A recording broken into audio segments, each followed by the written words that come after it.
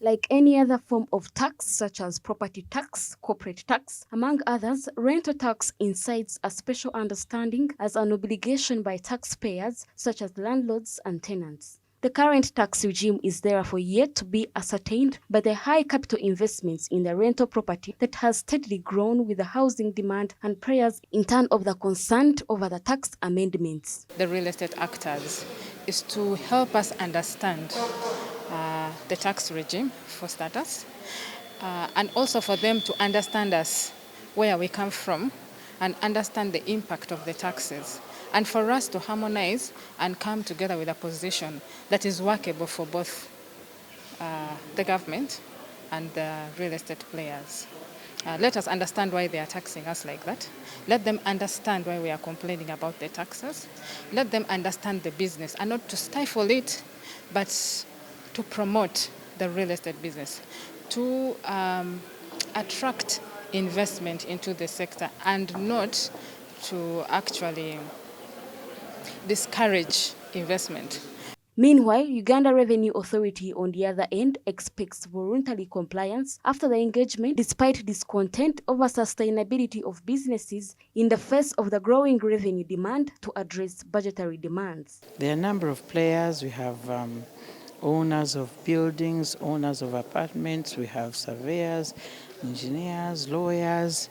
We have a number of players in the industry. So we wanted, one, to understand it and the gymnastics in the industry. Two, to make clear of certain tax types that are applicable to the sector, because one may not know whether that tax type is actually eligible to the sector in which they're operating.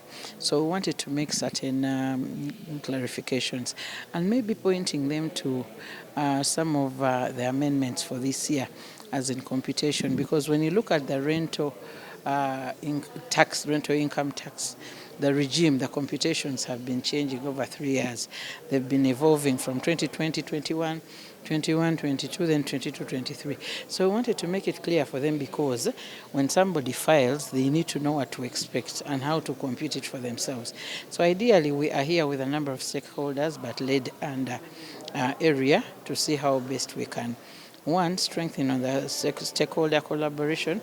And we have a hope that voluntary compliance will be met in terms of filing and payment. And at the end of the day, we are meant to develop Uganda together. The investment climate has been compromised by the difficulty to strike a balance between tax obligations and a turnover per financial year amid its capital intensiveness and an unpredictable business direction in the light of inflation, among other macroeconomic challenges.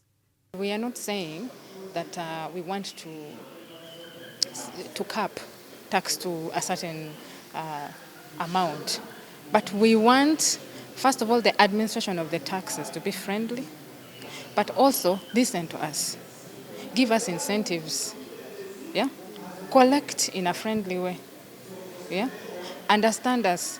Why are we not allowed to deduct expenses fully, for example? Yeah, why do we have to cap expenses in rental tax to a certain amount?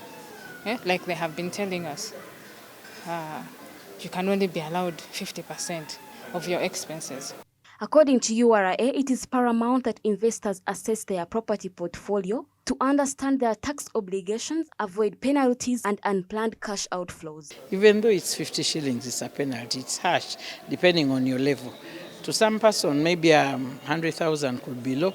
To another, it is big. A penalty is high, but it is meant to trigger you, to change your behavior. It is not meant to kill your business. It's meant to help you change your behavior. But to some extent, some penalties could be high, but they are informed by decisions that come from the Ministry of Finance, because these come through policy amendments. Ideally, as URA, we cannot probably reverse them. Ronana Habwe, Smart 24 TV, Business Today.